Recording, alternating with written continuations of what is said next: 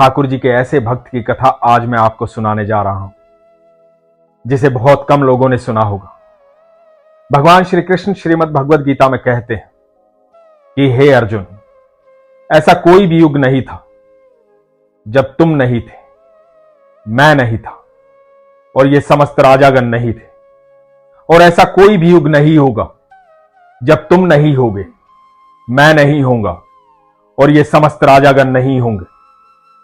भगवान श्री कृष्ण आज भी हमारे बीच में, वो सारी सृष्टि के रचयिता है, आज भी साक्षी भाव में हम सब के साथ रहते हैं और हम सब भी उनके साथ रहते हैं। उनकी कृपा से ही ये सारा संसार चल रहा है, अनंत ब्रह्मांड चल रहा है। जब भी हम कोई पाप करते हैं तो सबसे पहले मन में ये सोचते हैं कि भगवान तो नहीं देख रहे, कोई देख तो नहीं रहा, पर हकीकत ये है कि हम सब जानते हैं कि हर पल हर क्षण हमें ईश्वर देख रहे हैं। आज का ये प्रसंग आपको सुनाता हूं, बड़ा ही अद्भुत प्रसंग है। बड़े ध्यान से सुनिएगा किस तरह से भगवान ने अपने भक्त को दर्शन दिए। हरे कृष्ण दोस्तों, मैं हूं अनुज शर्मा। जुगल किशोर बिरला, हम सब ने बचपन से सुना है। टाटा और बिरला हिंदुस्तान के सबसे बड़े उद्योगपति, बिरला कंपनी के मालिक जुगल किशोर बिरला, बहुत बड़े उद्योगपति। आप सबने सुना होगा बिरला मंदिर हैं, बहुत सारे बिरला मंदिर हैं हमारे देश में, कई कई जगह बड़े बड़े बिरला मंदिर हैं। उन बिरला मंदिरों को बनवाया जुगल किशोर बिरला जी। जुगल किशोर बिरला जी भगवान श्री कृष्ण के अनन्य भक्त थे, अटूट आस्था थी भगवान में। एक बार हुआ यूं कि वो स्नान करने गए थे, उनका पैर फिसल गया, कूल्हे की हड्डी टूट गई। जब कूल्हे की हड्डी टूट जाती है तो बहुत दर्द होता है। जुगल किशोर बिरला जी को भी बहुत दर्द था। डॉक्टर्स ने विश्राम के लिए बोला था, वो घर पर ही विश्राम कर रहे थे, घर पर ही उनका इलाज चल रहा था। उन्होंने भगवान श्री कृष्ण से प्रार्थना की कि हे प्रभु, ये दर्द बड़ा असहनीय है, मुझसे ये दर्द सहन नहीं हो रहा, या तो ये दर्द खत्म कर दे या फिर जिस शरीर में ये दर्द हो रहा है उस शरीर को खत्म कर दे, मुझसे अब रहा नहीं जा रहा है। बताते हैं कि जिस दिन ये प्रार्थना की उसी रात्रि में जुगल किशोर बिरला जी अर्ध निंद्रा में देखते हैं, सामने एक सांवला सा बालक खड़ा हुआ है, मोटी मोटी आंखों वाला, घुंघराले बालों वाला। उसके हाथ में एक बांसुरी है। वो बांसुरी लेकर के जुगल किशोर बिरला जी के पास खड़ा हुआ, उनके शरीर से अपनी बांसुरी स्पर्श करता है और कहता है कि अब कैसा महसूस कर रहे हो जुगल? और जुगल किशोर जी कहते हैं कि मुझे अच्छा लग रहा है। वो छोटा सा सांवला सा बालक, मोटी मोटी आंखों वाला, घुंघराले बालों वाला, अपनी बांसुरी से उनके शरीर को स्पर्श करता है, जहां दर्द है वहां स्पर्श करता है और कहता है कि सब ठीक हो जाएगा। बालक अंतर्ध्यान हो जाता है। जुगल जी की अर्ध निंद्रा थी, ये स्वप्न था या हकीकत, उनको ये बात नहीं पता थी। जब सुबह हुई, उनकी निंद्रा टूटी तो उनके शरीर में कोई दर्द नहीं था।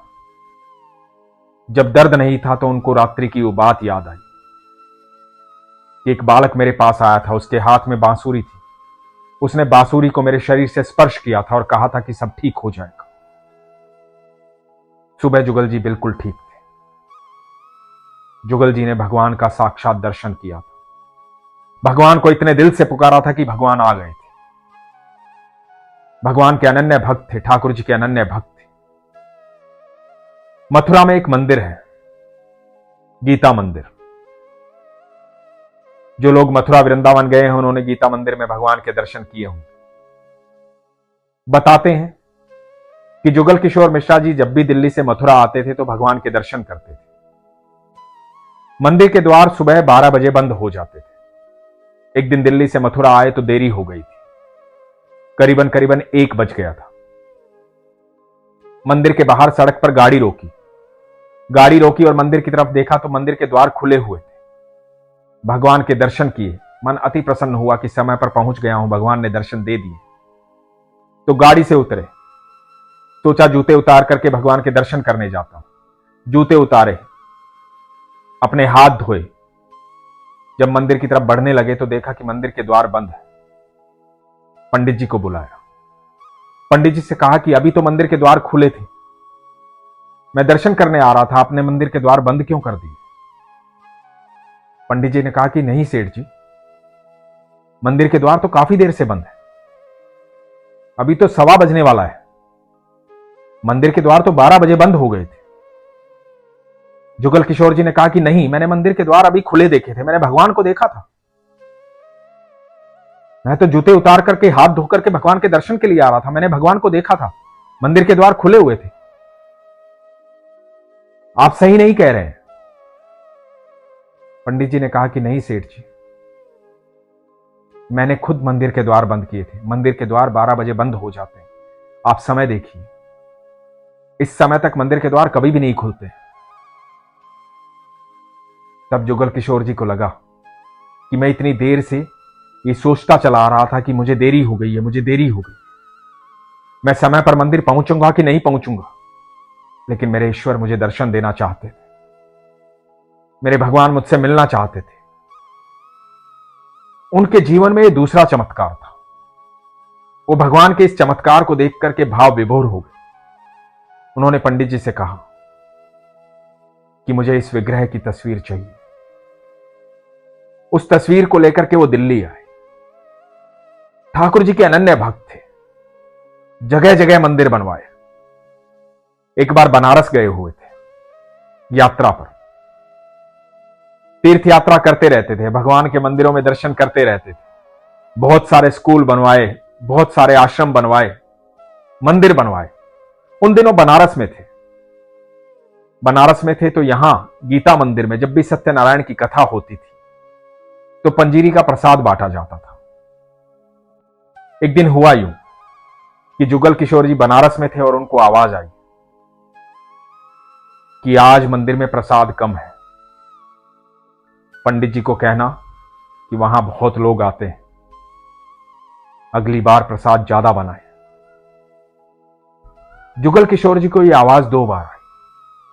वहां पर कोई था नहीं, यह आवाज किसी और की नहीं थी, स्वयं साक्षात श्री कृष्ण की आवाज थी। जुगल किशोर मिश्रा जी ने वहां से चिट्ठी लिखी पंडित जी के नाम।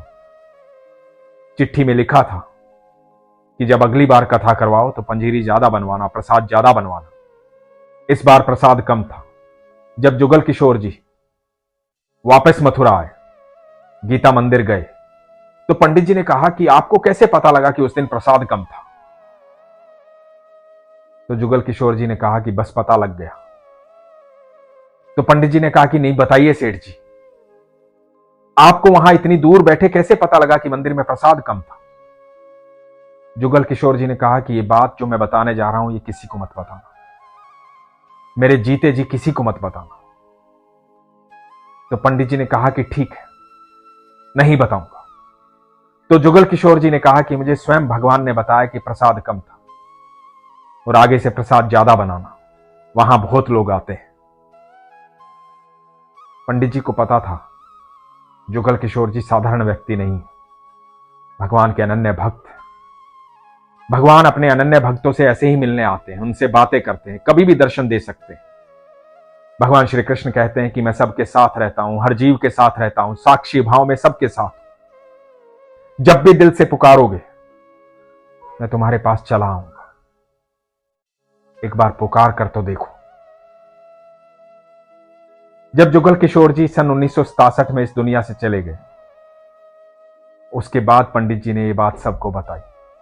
पंडित जी ने उस समय जब ये बात सुनी थी तो जुगल किशोर जी से कहा था कि ये बात मैं लोगों को बताऊंगा, लेकिन अपना वादा भी नहीं महूंगा, लेकिन जब बताऊंगा जब आप बैकुंठ चले जाएंगे, क्योंकि इस बात से लोगों को पता लगेगा कि भगवान हमारे आसपास रहते हैं, भगवान साक्षात यहीं पर है। जो भी विश्वास करता है उसे ईश्वर की अनुभूति होती है, क्योंकि ईश्वर हमारे आसपास है, हर पल साथ है, हर क्षण साथ है। यदि ईश्वर हमारे भीतर नहीं होते तो हमारी सांसें नहीं चलती। बताया जाता है जब जुगल किशोर जी इस दुनिया से बैकुंठ धाम गए तो उनका शरीर जिसने भी देखा तो अंतिम क्षण में उनकी आंखें ईश्वर को देख रही थी और उनके हाथ जुड़े हुए थे, मानो भक्त भगवान से कह रहा हो कि प्रभु मैं आपके पास आ रहा हूं। बड़ा अद्भुत जीवन था उनका। ऐसे भक्त विरले होते। जुगल किशोर बिरला जी की कोई संतान नहीं थी। बताया जाता है कि जब वो नहीं रहे तो उनकी ज्यादातर संपत्ति दुनिया में परोपकार के लिए दी गई और रतन टाटा जी आज तक भी दुनिया में परोपकार के लिए बहुत सारे कार्य कर रहे हैं। भगवान श्री कृष्ण कहते हैं कि मैं हर युग में ऐसे लोगों को इस धरती पर भेजता हूं जो धर्म की स्थापना करते हैं, जो दुनिया में वो काम करते हैं जो मैं करना चाहता हूं, जो मेरे कार्य हैं। वो लोग साधारण नहीं है, वो मेरे अंश मात्र हैं। उन पर मेरी भरपूर कृपा है। यदि आप भी ईश्वर की कृपा प्राप्त करना चाहते हैं, ईश्वर के दोस्त बनना चाहते हैं, उनके करीब रहना चाहते हैं, उनके साक्षात दर्शन करना चाहते हैं, अपने सारे प्रारब्ध खत्म करना चाहते हैं, तो दुनिया में एक ही उपाय है, वो है दान। दान करो, जितनी भी क्षमता है उतना करो, जैसे भी कर सकते हो वैसे करो। जरूरी नहीं कि दान पैसे से ही होता है। आप किसी भी व्यक्ति की किसी भी तरीके से मदद कर सकते हैं। हो सकता है किसी का हौसला गिरा हो सकता है कोई घबराया हुआ हो, डरा हुआ हो, सहमा हुआ हो। उस समय जाइए, अपनी वाणी का प्रयोग कीजिए, उसे हौसला दीजिए। हमेशा सकारात्मक बातें कीजिए ताकि आपके आसपास सकारात्मक ऊर्जा रहे। आप लोगों को अपनी वाणी से मानसिक सुख दे सकते हैं, धन से उनकी मदद कर सकते हैं, अनाथ से मदद कर सकते हैं, अपने पुराने वस्त्रों से मदद कर सकते हैं।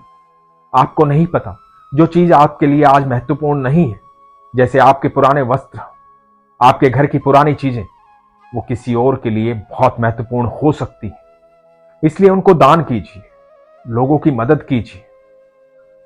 यदि आप ईश्वर के मित्र बनना चाहते हैं तो दान कीजिए, वो कार्य कीजिए जो चाहते हैं ईश्वर की आप करें। ईश्वर पर संपूर्ण विश्वास रखिए, घबराइए मत, डरिए मत। ईश्वर आपके आसपास है, आपके साथ है। इसीलिए हमेशा कहता हूं, अपने विश्वास को मजबूत रखिए, अपना ख्याल रखिए। हरे कृष्ण।